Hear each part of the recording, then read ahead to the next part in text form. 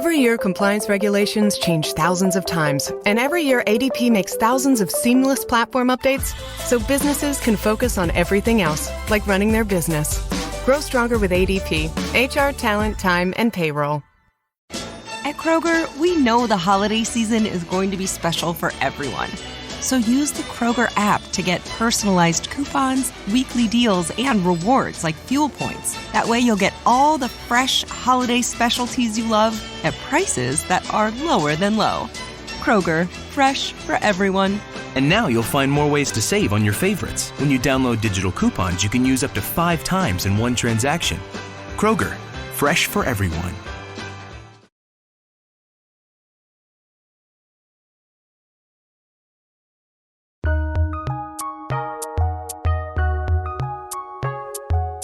Welcome to the Fantasy NBA Today podcast.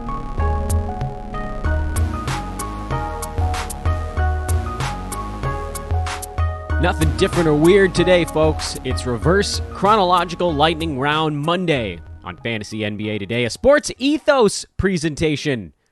I'm getting better at it every day, getting a little bit closer. It took me forever to master the RotoWorld switchover, and I don't even work for that company. This one, I got to get it right quick. No wiggle room. We're sportsethos.com at ethosfantasybk.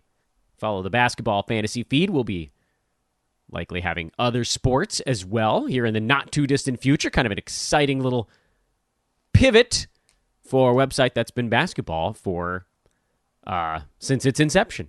Some 5 years ago, thereabouts. Welcome to the show, everybody. I'm Dan Bespris. Thanks, as always, for tuning in. You can follow me on Twitter at Dan Bespris. That's pretty easy, isn't it? DanBesbris. Dan Bespris on Twitter. We got a new partner, 2 of them, actually, on today's show. We'll be telling about those at some point during the show when you least expect it. I don't know. You might actually expect it partway through. But regardless, very excited to welcome Thrive Fantasy and Expressvpn back to the Hoopball. I did it. The Sports Ethos family.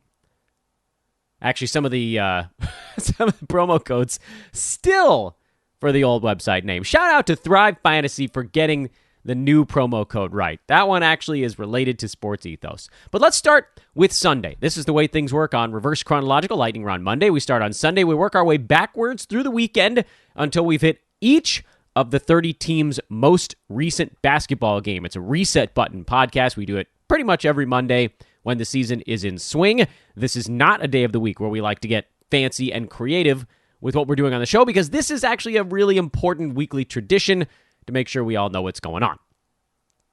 Utah beat Cleveland 109-108. Tight ball game. We actually won a bet on Cleveland in that. They were catching 5.5, 6 points at home to the favored Jazz. Cavs been playing good ball, and Cleveland even looked good in a loss in this one. Jarrett Allen, in particular, has been absolutely incredible this year. He's number 31 in 9-cat on a per-game basis, averaging 17 and 11 with a steal and 1.2 blocks on a league-best field goal percent. The number itself doesn't necessarily have to be the league best. You talk about qualifying players or whatever. Rudy Gobert is actually shooting a higher percentage than Jarrett, but Allen's taking 10 shots and Rudy's taking 7.3. Jarrett Allen is basically by himself in that top spot for weighted field goal percent activity, how much it matters to a fantasy team right now. He's carrying you. And this was actually a bad game because, he was dealing with Rudy Gobert on the other side, who had 20 boards and 5 blocks. Oh, Rudy. Yeah, how did we become the Rudy Gobert guy? Well, feel okay about that. Hadn't missed a game. He's number 16 himself. From a fantasy standpoint, there wasn't a whole lot to learn from this ball game. Ricky Rubio finally had a better shooting game. He's been ice cold for about 3 weeks and basically unusable. I'm not adjusting my expectations on any of the other names, really, on the Cavs side. I mean, we haven't adjusted anything on the Jazz side, so we pretty much just ignore them for now. But Darius Garland, obviously nothing but runway with Colin Sexton out for the year. Just ride that one out. Mobley's been great. Allen's been great. Markkanen has generally been pretty good. He had kind of a down ball game here, but you're not too worried about that. He still got his 35 minutes in. I think the names of note would be Rubio, who played 31 minutes off the bench, but hasn't really been orchestrating the way you'd want. He has 5-6 assists. Those are coming through, but the big ones that he started the year with, the 8, 9, 10 assist ball games, those have pretty much tapered off now.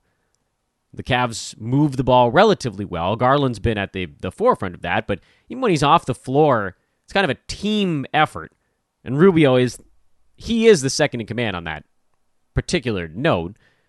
The problem, of course, is that if he's not getting 7 or 8 assists and he's not piling up steals when he goes through those really rough shooting stretches, which are going to happen with Rubio because he's not a good shooter, it's crushing. I mean, he was outside the top 200 during that cold spell, and so overall in the year, he fell from like a top 80 to about top 130 over that stretch. Pretty rough. I do still think he deserves to be rostered. Head-to-head, you just start him every game and you take the good with the bad. Roto, maybe now you can open him back up again a little bit. If this was the start of him shooting better for a week or two, we can dream.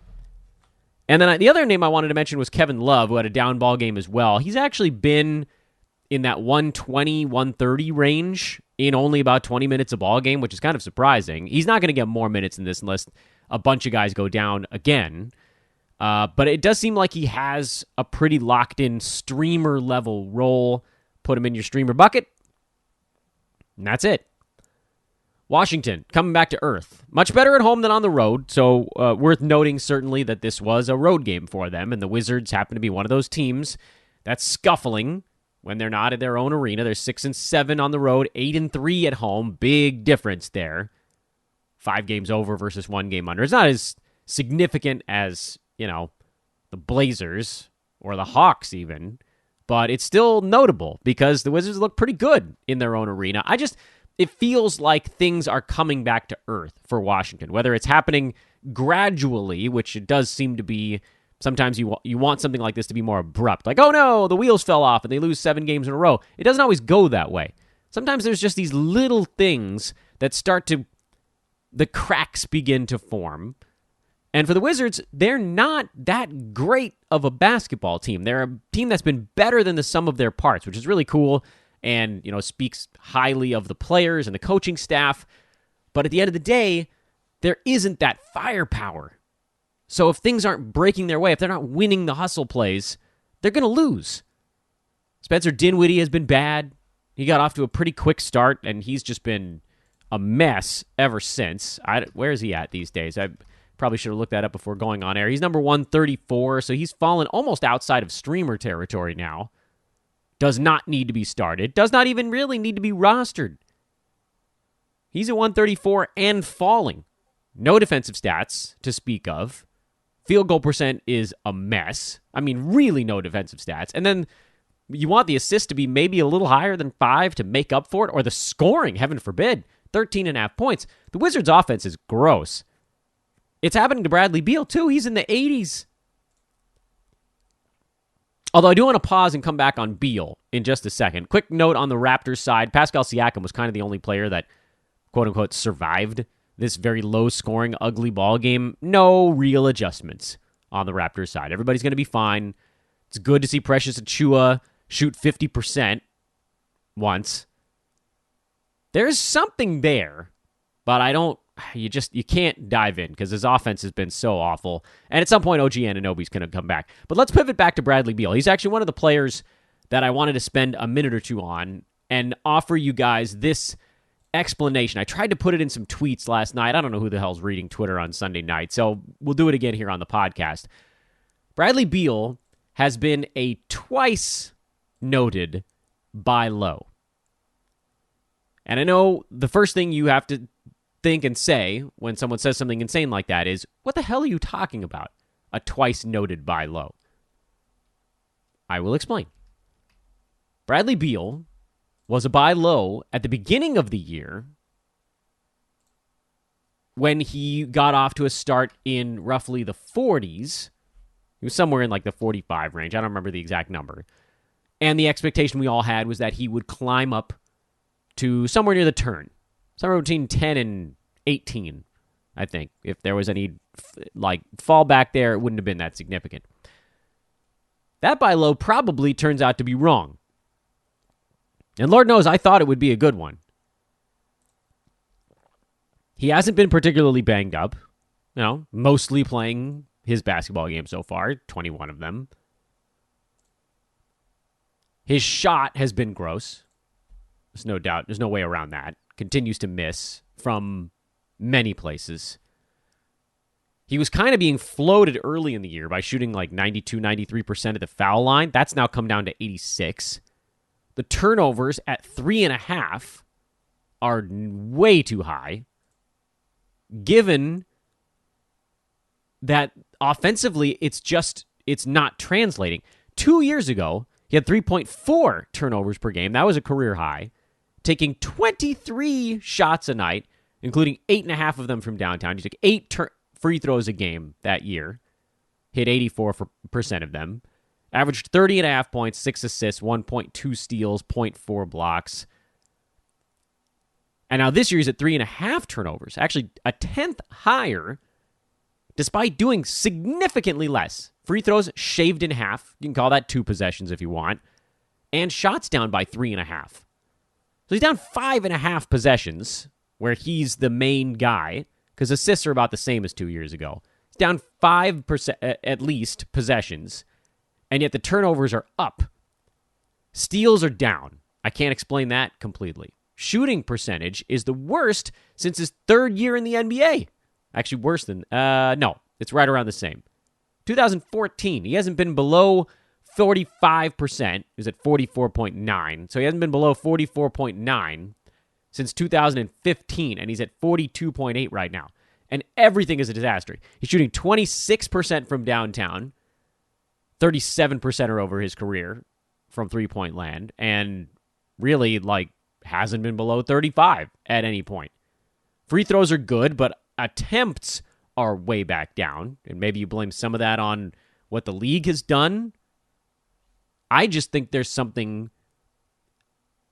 amiss. I think there's something wrong in the Wizards' offense that they were able to overcome with, Montrezl Harrell just grinding out buckets early in the year and getting contributions from a bunch of different guys. And you're starting to see that reversion, which to me probably ends up being a good thing for Beal. Because while the team was winning and everybody was doing a little bit to cover up the fact that Beal wasn't actually playing all that well offensively, everything was cool. Beal was bad, but wins were coming. Well, now Beal is worse and wins have slowed.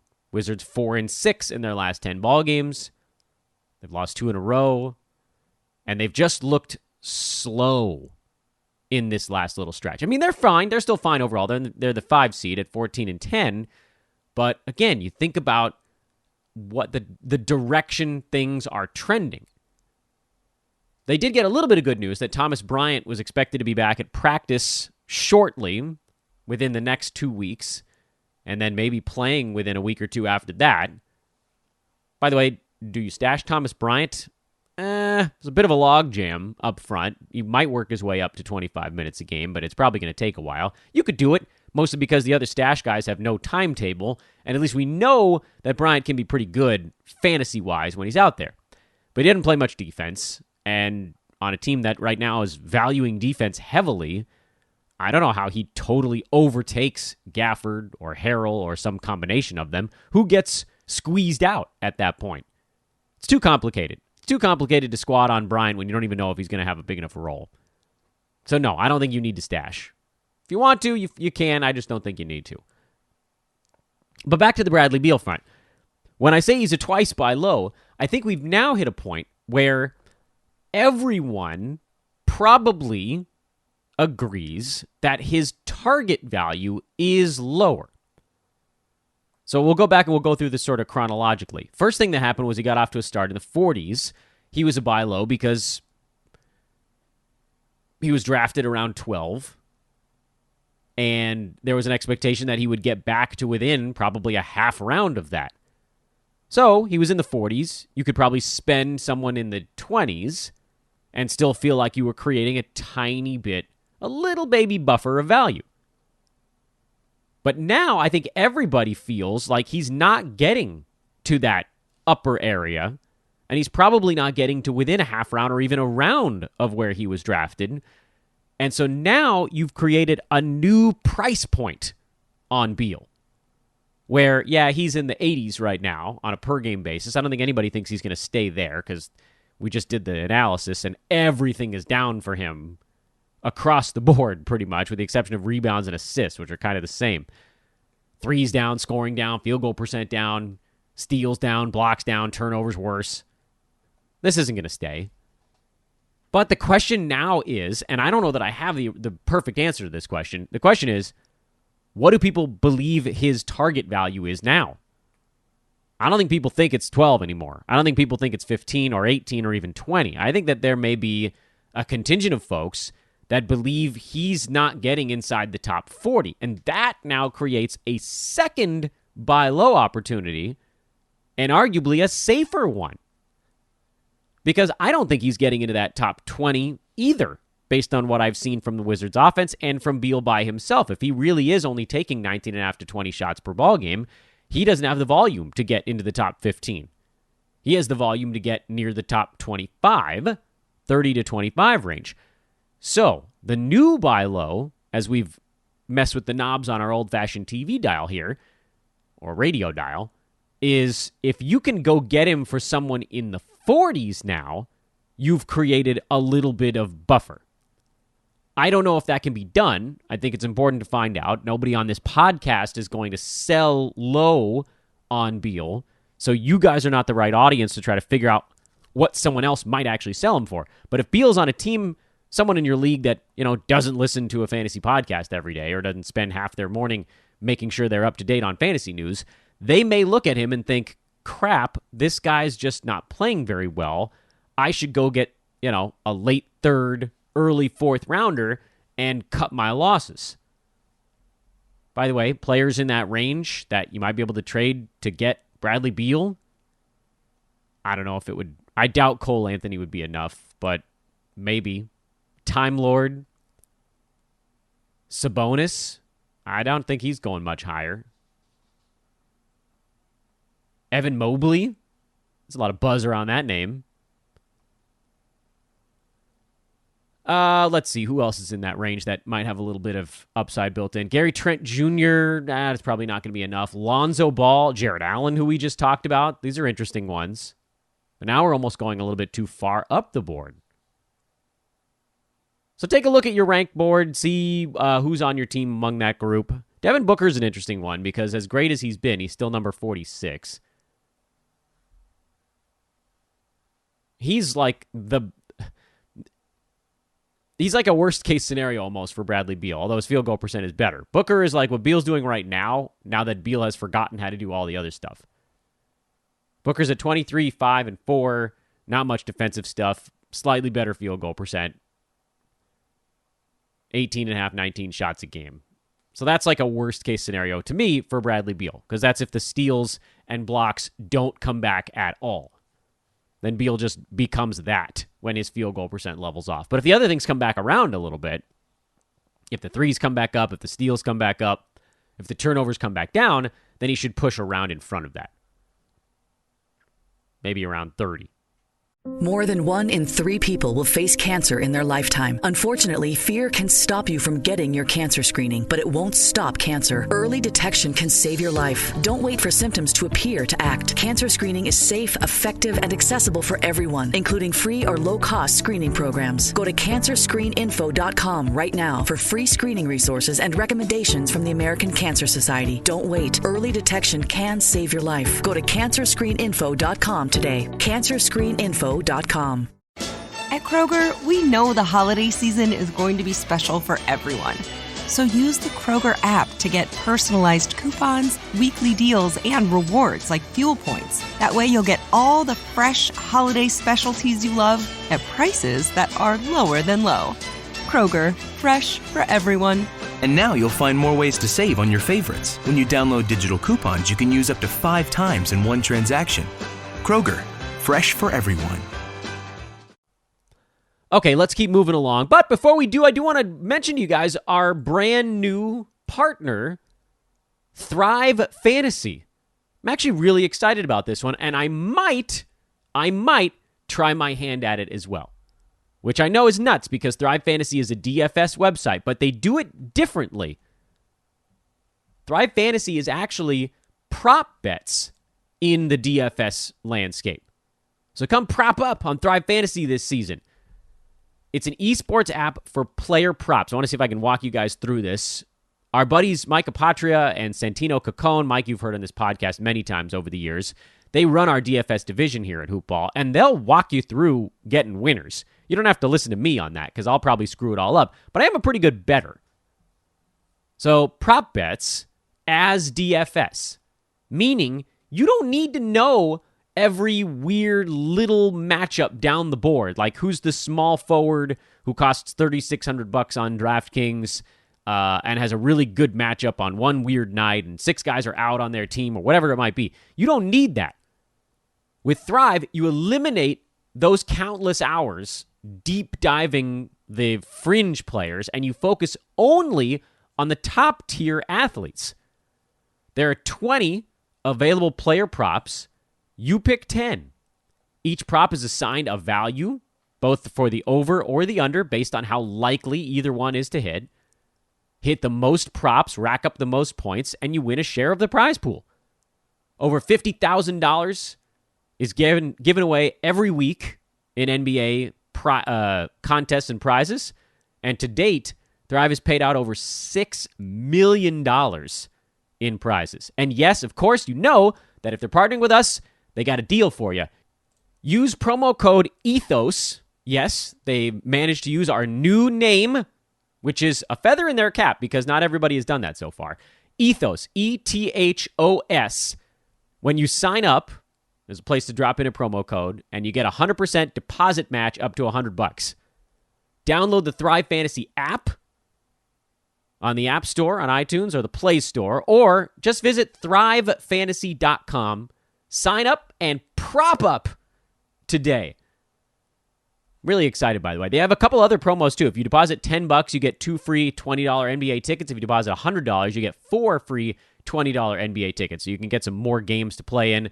There's the deposit match bonus. There's a $5,000 guaranteed contest nightly for that $20 entry ticket, so you can use it on that. I hope you guys do check it out. I believe you'll have a lot of fun. If you enjoy what we talk about on the betting side here at Hoopball, Sports Ethos.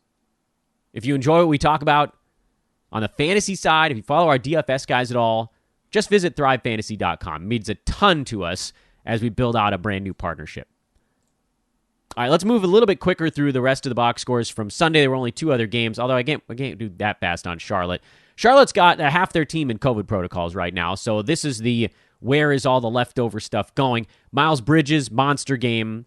Cody Martin, monster game off the bench. I think Cody's a really nice fill-in option until everybody comes back. Kelly Oubre is a really nice fill-in option. He missed all 4 of his free throws, but there's no way that's happening every time. And then the one to me that kind of hangs on the edge. By the way, PJ Washington should have been picked up and started weeks ago because Mason Plumlee's been out for a while. So Martin's a go, Oubre's a go. Ish Smith is the one that I'm a little bit on the fence with. I know he had a really good game yesterday, but we've seen Ish a million times in these exact fill-in spots over the years, and it never quite goes the way we want it to. Like, look at what he's done so far this year. 14 minutes a game, 5 points, 2.5 assists, half a steal. There hasn't really been a moment during his career where all the pieces have come together. And I want to point out one very important word. Percentages. Ish Smith is a god-awful shooter, a bad free throw shooter, and an even worse three-point shooter. Because, for one, he doesn't take them. He's a 43% shooter from the field, 32 from 3, 68% at the free throw line. That's troubling. His steals are decent. Steals are fine. Assists are fine. He'll have a few of those during this fill-in run. But he doesn't score very much. And even if you go all the way back to a season where Ish was basically a starter during his time on the floor, that was with Philadelphia in 2015-16. He averaged 15 points, 7 assists, and 1.3 steals per ball game. That was a fantasy-relevant season. And you could argue that maybe that type of thing could be replicatable now. But even then, you're talking about something that drops him more in like the 90 range. That to me is a best case scenario because, again, bad field goal percent, bad free throw percent. No three-pointers. He hit 2 of them yesterday. He never does that. So it's really important that you guys look at the body of work. Ish Smith, who, look, he's a perfectly capable backup point guard, had made 1 three-pointer this season prior to yesterday's ball game. He was 1 for 2 on the year, and yesterday he went 2 for 4. So please do not buy into what you're seeing there. If you need steals and assists, fine. Head-to-head, you can sort of take a deep gulp and swallow the bad field goal and free throw percent and hope they don't weigh too heavily on your upcoming week. But Roto, the bad will outweigh the good most of the time. You catch lightning in a bottle, a week where he just doesn't take a free throw, cool. Or maybe he's like warm for 2 or 3 games. If he's filling in for 6 games here or however many LaMelo Ball and half the team has to miss, maybe he's just warm for the first 2 or 3 of them, and so he doesn't crush your week. I'm just not willing to roll the dice on that when the other options, Oubre and Martin, are so easy. Ish is a coin flip. I could be wrong, but those 50-50 ones, I generally don't like to drop them into a games cap league. On the Atlanta side, everybody's out on that team too, all of the wings. Remember how the wings were so log-jammed at the beginning of the year? We said, I would probably just don't want to deal with any of them. And now all of a sudden, they're all hurt. So Kevin Huerter, massive runway. And Danilo Gallinari, pretty good-sized runway. Both of those guys, I think, are startable in basically any format right now. New Orleans lost in Houston, and right now it's Brandon Ingram, Jonas Valanciunas, and if Josh Hart can get back, he would be the third guy. Nobody else on that team is usable at the moment. Devontae Graham, you probably keep on your bench. I don't know that you drop him necessarily, but you could. I don't think it would really hurt you that much. Nickeil Alexander-Walker, he's been a drop for a while. Yeah, there's just nothing fun there. And then with Houston, things have turned pretty fun. Although in this one, they went back to a slightly larger lineup. Daniel Tice got the start at center against JV. I don't think they wanted Wood having to deal with Valanciunas. Christian slipped back down to power forward, so his rebounds did take a little bit of a hit. Garrison Matthews, terrific streamer right now. Eric Gordon keeps screaming at us to pick him up and start him, and I just can't bring myself to do it. And I know that that's sort of a vindictive way to play fantasy, because lately, Eric Gordon's actually been pretty decent. Last week, he's averaging 16.5 points and 4 assists, but the turnovers are too high. He doesn't get defensive stats. He's on a heater. When that wears off, he'll be a complete mess for your fantasy team, so just don't do it. Please don't do it. Don't do the Eric Gordon thing. Go the Garrison Matthews route if you need a fill-in play. Jayshawn Tate does belong back on teams. We talked about that after his leading up to his big ball game. He had sort of pivoted back in the right direction. I thought the most interesting thing actually out of this game, in addition to Houston going from a 15-game losing streak to a 5 or 6 game win streak now, is that it does seem like the game is slowing down a little bit for Alperen Şengün, who had 10 and 4 with an assist, a steal, and a block. Had 5 fouls, so it's not quite slow enough yet, but starting to make his free throws, starting to make better decisions. The turnovers are a little bit better. If you get that slow and steady growth, you might see a scenario where in maybe before the trade deadline, he starts to see more like 21 minutes a game. But it's never going to hit that mark. It's not going to hit that big number until later in the year. I like the fact that you're starting to see hints of what could be. He's inside the top 200 now, which I know, setting a low bar. And if you're trying to win your weekly matchups right now, he's not helping. But he's getting closer. And that's something. That's growth. Not a growth. Denver at New York. We turn the clock back to Saturday. The Nuggets beat the Knicks in the weird early game. Knicks were half asleep for this one, and pretty much the entire roster is guilty of it. Julius Randle is kind of the only one who wasn't. I'm sticking with where I was before, which is that I did say Emmanuel Quickley was my guy that I was not going for. I got yelled at a little bit for that take. People said, no, Quickly's going to do it. I said, nope. He doesn't have the right fantasy profile. Derrick Rose was meh. Kind of saved things by not shooting the ball poorly. That's meh. Evan Fournier has taken a little step forward. I think he's a guy, we talked about him probably belonging on teams, on benches. You could probably start him. You could probably upgrade him from a bench to a start. And then Alec Burks is certainly an easy one. He's a go. On the Denver side, Zeke Naji, 21 and 8 and 2 steals in 34 minutes. I don't believe we're going to see that on a nightly basis. This was a game where Denver opened up a big lead, ran their reserves a bunch, and didn't need to bring the starters back.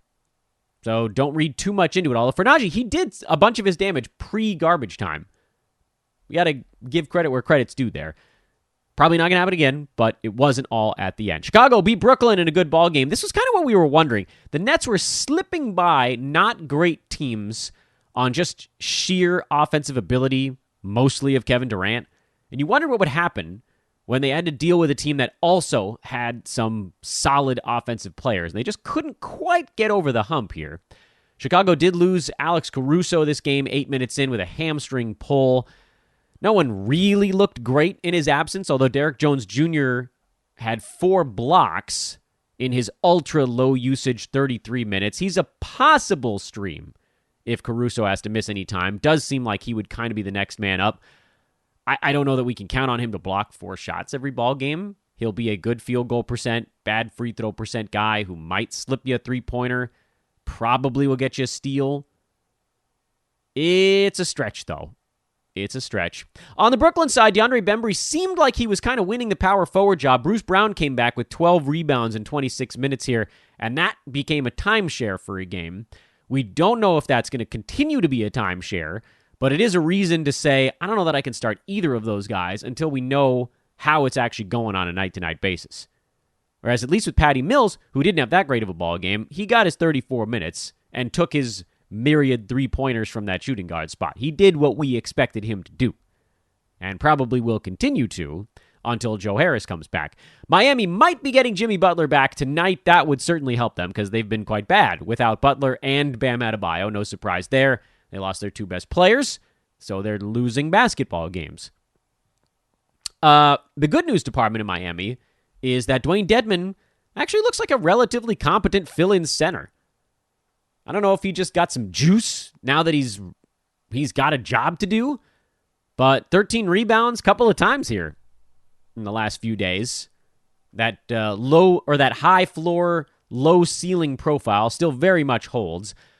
I also kind of wonder if Jimmy Butler being back doesn't end up helping Deadman. It might hurt his rebounds a tiny bit, but just in terms of getting looks, whoever they've got going right now, and I know Kyle Lowry's the main facilitator, but Lowry and Hero, those are not the guys that can dominate a starting unit. I never took the plunge on Caleb Martin. I didn't take the plunge on Max Struss. These guys are good. Gabe Vincent, same kind of thing. I was just kind of like, look, Jimmy's going to be back soon. This is the 50-50 type stuff. Could they be good on a nightly basis? Yeah, but I didn't know for sure, and I'm not going to play a guy if I don't feel really confident in what's to come. Meanwhile, Bobby Portis, his outlook got great when Brook Lopez went under the knife last week. Brolo getting back surgery. Portis is just going to steamroll forever. Dante DiVincenzo apparently is inching closer. We had already punted on Grayson Allen, who missed this ball game. That'll completely obliterate Allen. I do wonder what Pat Connaughton looks like after DiVincenzo comes back. He's been pretty good lately. Got a starting gig in this ball game, but he's been coming off the bench and firing away. Pretty good streamer right now. And I think you just sort of feel that out as it comes up. This is without Giannis, by the way. They're just thumping fools. Miami beat Dallas. No surprise there. Or, excuse me, Memphis beat Dallas. Sorry, Grizzlies fans. Dallas did not have Luka Doncic. Dallas did not have Kristaps Porzingis for this ball game, so they were going to be in a bit of a tight spot. Figured Jalen Brunson would have a better ball game. He missed a ton of shots, however. That'll hold him down. He'll be great pretty much anytime Luka's out, so don't worry too much about it. And then Maxi Kleba, he's a start generally when Porzingis is out. Well, it sounds like Porzingis is expected to play in Dallas' next ballgame. Luka's questionable. On the Memphis side, De'Anthony Melton missed a bunch of free throws and turned it over 6 times, but he did have 4 steals and 2 blocks and 2 3-pointers in 26 minutes. This was a better performance. This is more like what we thought we'd get from him, minus the bad free throw shooting. Jaron Jackson Jr. slowed down. He was on a vicious run prior to coming into this ball game. But you know who didn't slow down, besides Desmond Bane, who's been great pretty much all year? Tyus Jones, 16 points, 6 boards, 7 assists, 2 steals. He is what we all picture Ish Smith doing. He's Ish Smith, but with better free throw and field goal percent. Those guys don't hit 3-pointers. Jones doesn't do it either. They both rebound a little bit from a point guard spot, better than you'd expect, but not much. They both pass well. They're going to get assists. They're going to get steals. But where Ish can't get over the hump, shooting and free throws, Jones can. That's why he's been a really nice fill-in so far, and I think you can just kind of keep trotting him out there. And it's why when Ja went down, I said, look, I'm picking up Jones and Melton. I think this does enough for both of them. And so far, it basically has, although DeAnthony, with the weird turnovers and free throws, you wouldn't see it in the overall ranking, but you can see it in the box score. You can see it in what he does for the team when he's on the floor. Spurs beat the Warriors 112-107. We actually had a bet on the Spurs in this game, so that went nicely. Warriors were in severe letdown mode after the couple of games with Phoenix earlier last week.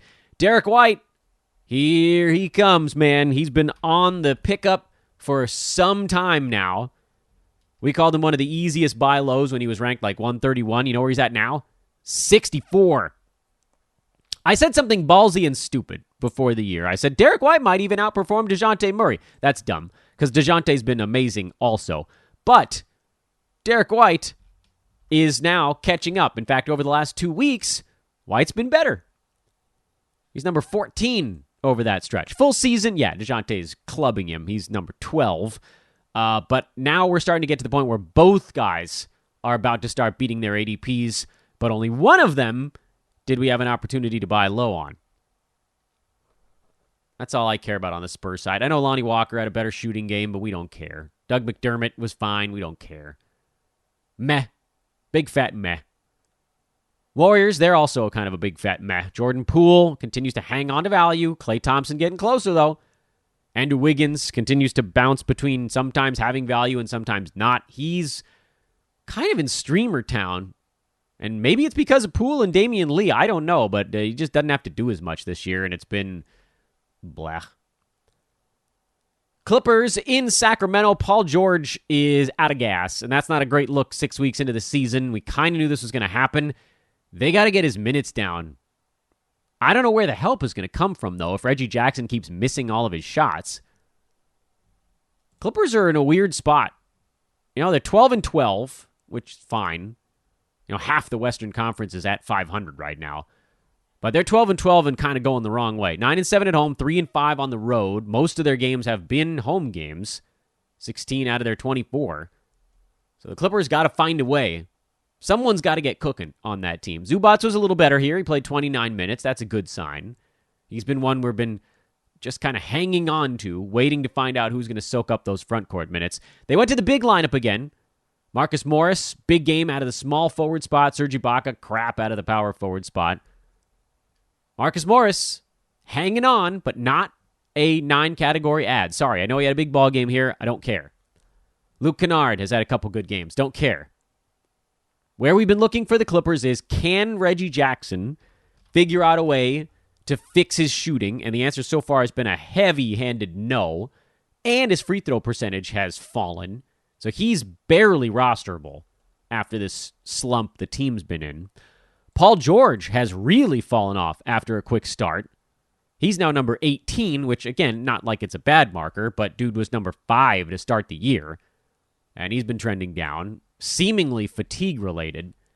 But you know who this all benefits? You guys already know who I'm going to say. Nick Batum, who's out of quarantine and practicing again. And if he got dropped in your league, you should add him. He was a top 40 fantasy player before his Achilles acted up and before he went into COVID protocols. I would beg of you guys to go back and look at the Batum game log pre-Achilles flare-up. And I think we can argue the Achilles thing probably started happening around November 11th. when he played 37 minutes and only took 4 shots. That was his second lowest shooting total of the year after one of his first 2 games coming back when his minutes were sort of artificially depressed by conditioning. And in that game, he still had 2 steals and 3 blocks, but in the next one, he only played 19 minutes. He came out because of the Achilles. He tried to play a full game his next time out. Only had 5 points, 7 boards, a steal, and a block. Then played 14 minutes a game after that, and then they sort of pulled the plug. He came back after missing 1 game, had 12 and 3 with a steal, and then got COVID.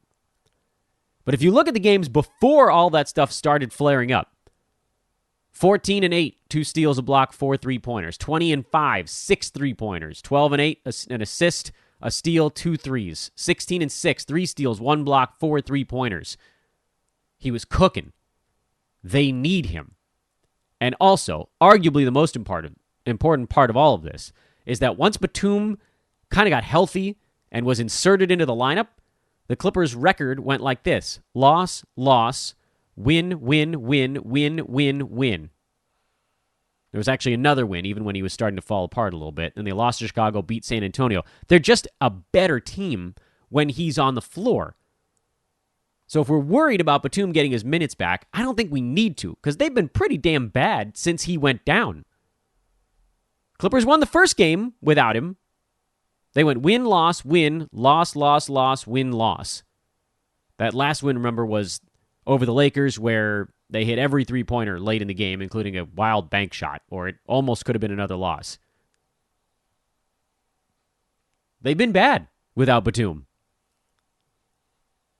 But he's going to play. He's going to play a bunch, and he's wildly underrated in 9-category leagues. Wildly. I held on to him in all but one place where there was no point. I couldn't take zeros. I held on to him in every other spot I had him, and I would happily add him back now in pretty much any 9-category league. He was fantastic before he went down, and the fact that the Clippers stink now without him and need him back, that's a great sign. For Sacramento, it sounds like Harrison Barnes is very close. Tyrese Halliburton is sick with a non-COVID illness. We don't know if that's going to knock him out for a bit. Terence Davis, another big one, double heaters. He might end up keeping that job. They may punt Metu to the bench when Barnes comes back, and it starts to make me think, are we being too conservative with Terence Davis? Could he become a guy who came in as a fill-in, and then they thought, well, you know what? Let's just keep him out there because he's lately like a better version of Buddy Hield. So I'm going to go ahead and just say, throw him at the end of your bench. Because there is a chance that even after Bagley comes back and Barnes comes back and Harkless comes back, Alvin Gentry's in there now. He's going to want to run, space the floor, get some shots up, have some fun. And Terence Davis fits that role better than Metu or Harkless, certainly better than Bagley. Now, the problem with Terence Davis is that he doesn't generally do a whole lot of other stuff besides bomb away from three-point land. His rebounding is not terrific. He doesn't pass very much. He'll walk into a steal every so often, but it's mostly, are the threes dropping? And if they're not, heaven help us, it could be a long night. But I do think you've got to throw him on your radar at the very least at this point. He's done it twice, and there's a universe where he just jacks the minutes. I mean, Buddy Hield only played 20 minutes in this game, and they won. They don't have to play Hield. They've been trying to trade him for 2 seasons. What's the impetus? Boston beat Portland in an ugly one. Blazers are a mess right now, but we do need to break this game down.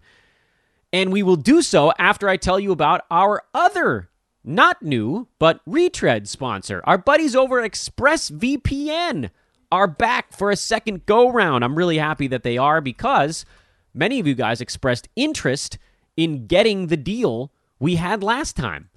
Well, guess what? It's up again. And they didn't change the coupon code. The website is still expressvpn.com/hoopball. And if you sign up through that link, you get an extra 3 months on your year-long plan. It's exclusive for Sports Ethos listeners. But again, it's the old website code, hoopball, HOOPBALL. Go to expressvpn.com/hoopball, and then you don't even need to enter a code because by going through that specialty link, the code will be entered automatically. So you'll get 15 months of VPN service for the price of 12. And hell, you've given enough to your damn ISP this year. It's time for you to start taking back. Take back your internet privacy with the VPN rated #1 by TechRadar and Mashable. That's TechRadar and Mashable, because I can obviously talk. Visit expressvpn.com/hoopball, remember, and get 3 extra months of ExpressVPN for free. That is Express V, Victor, P, Paul, and Nancy. ExpressVPN.com. This is particularly useful for League Pass subscribers who are in weird blackout zones. That's happened to a lot of our listeners. I've talked to a bunch of people that are like, I want to watch my damn home team, but I don't get whatever the cable company is that provides it in that market. It's a big deal in LA. If you don't have Spectrum, you don't get the Laker games. But sometimes there are national games you can't even watch. NBA TV, League Pass games. If you want to watch your home team on League Pass, you can ExpressVPN your way into it. Use a VPN. Mask your location. Take back your internet. You're paying for this stuff. You should get it. It's absolutely ridiculous, the hoops that we have to jump through to watch the damn teams we're paying for. Get 15 months for the price of 12 at expressvpn.com/hoopball now. And welcome back. Love to have them. So on the Boston side, I don't think there's a whole lot we need to talk about. It's the usual fare. Jaylen Brown out, so Dennis Schroeder gets a bump. When anybody's out, Dennis Schroeder gets a bump. That's just the way it's going to go right now. Good to see Jason Tatum starting to get cooking again. He was the easiest buy low rec in modern basketball history. He's now finally shooting over 40%. His free throw number is starting to trend up. That's at 83 now.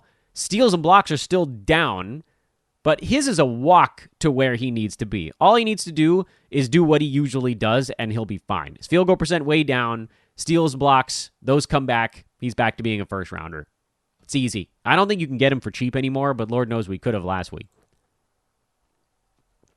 Portland is the more interesting side because in addition to the fact that they're just a mess right now and everybody is putting up bad fantasy lines with, I guess, the exception of Yusuf Nurkic most games, beyond the drama, because Chauncey Billups keeps calling his own damn team out in the media. I don't know how many times you can do that before you actually kind of lose your team. There was a rumor this morning that Dame wants to play with Ben Simmons. He's pushing for a trade that might kind of have to happen right now. Philly needs to get rid of Simmons. Portland needs a shakeup. This was always the one we thought might come to pass. It always made the most sense contractually. Blazers have a couple of young guys they could flip in. They've got a pick they could flip in. Simmons needs a change of scenery. I'm sure he'd play, though, next day after that trade, and he'd have a monster of a role if McCollum went back the other way. He'd be one of the main orchestrators. Take a ton of pressure off of Lillard. I mean, that's a trade that makes Portland better. They should do it, even if it costs them a little bit in the future, because it also gives them a chance to maybe keep Dame around beyond this year. Right now, it doesn't look like he wants to, which is a tough thing to say. I mean, he's been unbelievably loyal to that franchise while they've been mired in sort of executive mediocrity.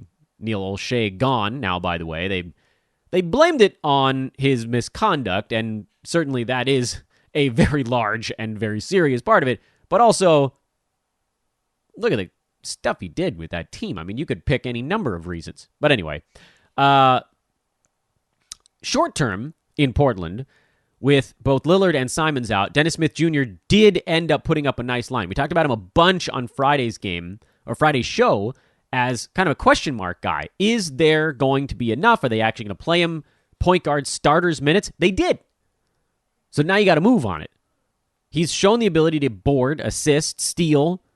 His percentages have gotten better from where he was very early in his career. And this to me is a week and a half long stream or whatever it's going to be that you kind of want to get on, because he could go top 60 for a week and a half or 2 weeks. And that's a thing that moves the ball forward. Otherwise, you kind of just have to go with it. Covington's been very up and down. Norman Powell's been very up and down. It just seems like nobody's getting along in Portland. If you wanted to bench everyone besides McCollum and Nurk, I'm okay with that, including Dennis Smith Jr., just because when teams have bad chemistry, it hurts everyone. And that's what's happening in Portland right now. They took Dame out, the general, the leader on the floor, and the whole thing, the ship just went straight under.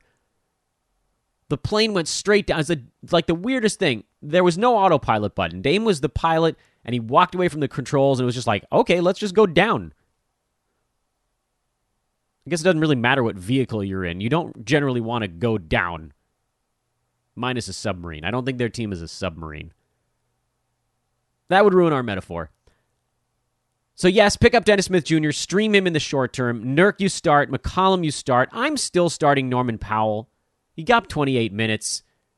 The chemistry is a mess out there right now. And I do believe there were a couple of teams that didn't play over the weekend. So let's pivot all the way back to Friday and make sure we covered everybody. Indiana is one of those teams. Karis LeVert finally had a better ball game, although they lost, to the Butler and Bamless Heat. That's just not a loss you can take. TJ McConnell is out for a while. The word was a while, so he's droppable now. You can't deal with that anymore. They just got to be better. Which, of course, does make you wonder about TJ Warren. The worse Indiana looks without him, the more likely they are to let him sort of turn it loose if he ever got back on the court. But we're still looking probably a month and a half on TJ. Probably a bit too early to make a move on that. Minnesota played on Friday. That did also not play over the weekend. Cat missed that game. He's dealing with a sore back. He's questionable. We talked about Naz Reid being a guaranteed fill-in, and he had 19 and 7 with 3 threes on a terrific fantasy game. Nothing changes there. If Cat is out, you stream Naz. Bing, bang, boom. The other news on the Minnesota side is that Patrick Beverly has been upgraded to questionable, so he's now potentially getting closer sooner than expected. He's never a quick healer. And I doubt they just throw him back into 31 minutes right out of the chute. But he was playing pretty well prior to going down. Malik Beasley, who is really just a scorer anyway, would go back to being not even a scorer when Beverly comes back. And you guys know I love me some Pat Beverly. He only really makes sense in roto formats because of how many times he gets hurt. But if you look at his games prior to the hamstring injury, it was across the board delightful. 14, 6, and 7, a steal, 3 blocks, 8, 3, and 7, a steal, 2 blocks, 2 threes in that game, 11, 5, and 4. He was doing all of the across-the-board stuff, and his recent numbers are weighed down by the fact that he hurt his hammy 5.5 minutes into a game where he had done nothing. He had 1 assist in 5 minutes. So that's artificially depressing his recent performances. I got to think he got dropped in a lot of spots. I advised a drop in a lot of spots because I thought he'd miss at least 2 weeks, and he's been out basically 2 weeks, I think tomorrow, which is remarkable that he's almost back on time. So if he got dropped, particularly in a games cap roto format, go and scoop mid-podcast right now. Do it before I end the show. He's like, between he and Nick Batum, you just cover the across-the-board goodies. Probably punting points with those 2 guys on your team, but damn, you'll be good in the other 8 ones. Philly didn't play over the weekend. Danny Green has totally taken the small forward job back. I don't know what's about to happen with Matisse Thybulle, because Tobias Harris wasn't even in for this ball game, and then George Niang got 29 minutes, and Thybulle only got 24. Thybulle was in foul trouble. He did have 5. Danny Green also had 5 fouls in this game. I think you have to hold a little bit longer on Matisse because he was too damn good, even in 24, 25 minutes prior to people starting to come back. Danny Green is someone you should keep an eye on, although we know how little he likes to shoot when the other guys on the team are healthy. And then, of course, all of this could get upended if this Portland-Philly thing does come to pass. Tyrese Maxey you can keep using. Seth Curry, Joel Embiid, obviously those guys they're the simple solutions. And then everything else is complicated. For Orlando, Franz Wagner has moved up a few pegs, and maybe it's because Jalen Suggs is out.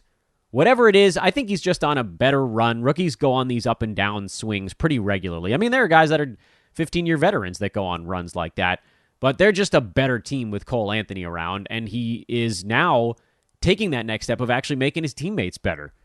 So Bamba's a go. Wendell Carter Jr. is a go. Cole Anthony's a go. Franz Wagner is, to me, like an elite streamer, but he's a go right now because he's been playing well. When streamers are hot, that's when they're a go. I know. Some brain-dead analysis over here. Phoenix is the only other team, I believe, that didn't play over the week. Lakers didn't play over the weekend, did they? A couple of teams, I guess. So Phoenix still without Devon Booker. He'll be back soon. They lost their rematch against the Warriors. I'm not diving in on the Jay Crowder front, even though he probably does get over the cut line with Booker out. This was generally kind of an ugly game, and he was one of the few Suns that played okay. I think you just play the same guys as usual with Phoenix, and then Cam Johnson is the, do I want to stream someone badly enough to go Cam Johnson? Probably not. And for the Lakers, Malik Monk has sort of solidified himself as a stream-level guy, but Dwight Howard is the more interesting player here. He got pushed into the starting lineup, only played 21 minutes against the Clippers team that was mostly going small in this game, trying to spread things out. But look, I mean, Dwight getting 21 to 25 minutes a game is enough for him to get into that sort of 8 and 9 with a block and a half department. And if you can weather the free throws, it's a big if, he's useful here in the short term until, do they make adjustments to their roster? Say Trevor Ariza ever gets back or Kendrick Nunn, do they go smaller and make AD play more 5? I think they like having Dwight at the 5. He can bang more than AD can. And he's willing to move on defense, which we saw DeAndre Jordan not so much. Woo. I'm tired. We're 50-something minutes into this thing. That is a serious reverse chronological lightning round Monday. Big thank you, as always, to our existing sponsors here on Fantasy NBA Today, our buddies over at mybookie.ag. I think there were more odds boosts happening last week. Something in football hit. I don't remember what the hell it was. I don't know.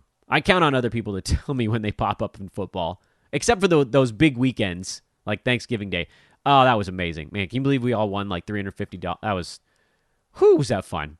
Anyway, check them out. If you're going to open up an account, make sure to use promo code HOOPBALL. That's another, 3 of our 4 promo codes are the old one. And then our buddies at manscaped.com, HoopBall20 is the promo code over there. You get 20% off and free shipping on your holiday presents. Of all of our sponsors, that's probably the one that makes sense as a holiday gift. Unless you have that cousin who really doesn't want to be watched, then you can get him Expressvpn. If you're 4 sponsors, what a time.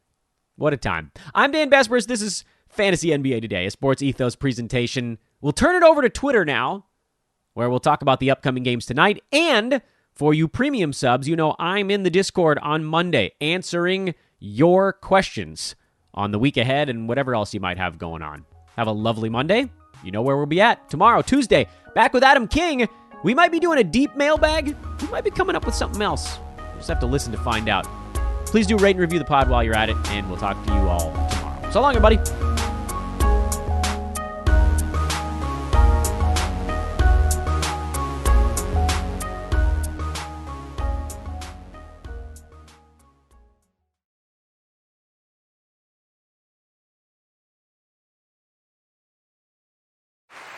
Hear that? Is that America cheering or a sausage patty sizzling to perfection? It's time to cheer for Egg McMuffin and fresh cracked eggs at McDonald's. It's time to wake up to the aroma of freshly baked biscuits and treat yourself to a real honest-to-goodness morning meal. Breakfast, it's on at McDonald's. Now get any breakfast sandwich for just $2. Available only through the app. Mobile order and pay available at participating McDonald's. McD app download and registration required. More than 1 in 3 people will face cancer in their lifetime. Unfortunately, fear can stop you from getting your cancer screening, but it won't stop cancer. Early detection can save your life. Don't wait for symptoms to appear to act. Cancer screening is safe, effective, and accessible for everyone, including free or low-cost screening programs. Go to cancerscreeninfo.com right now for free screening resources and recommendations from the American Cancer Society. Don't wait. Early detection can save your life. Go to cancerscreeninfo.com today. cancerscreeninfo.com.